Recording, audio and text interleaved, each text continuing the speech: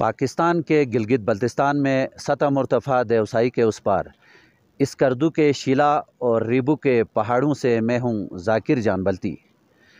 इन दिनों पाकिस्तान के चारों सूबों से सयाह उमड़ के गिलगित बल्तिस्तान की तरफ रुख करते नज़र आते हैं।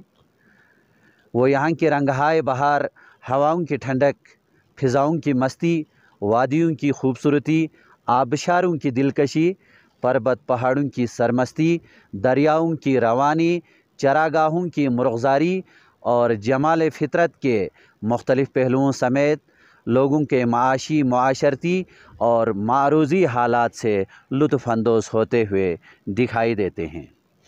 मैं आपको ट्रैवल एंड टूरिज़म की नज़रों से उजल शीला गाँव के करीब रीबू के हसीन चरागाहों को दिखाने जा रहा हूँ। यहाँ की सुकून व सुकूत और लज़्ज़त व सुरूद ऐसी कि दुनिया के गमों से आज़ाद कर देती हैं और हुस्न फितरत के तमाम तर राज़ों को अयां करती सुनाई देती हैं। यहाँ अनवाअ व अक़साम के फूल अपना जोबन दिखाती नज़र आते हैं।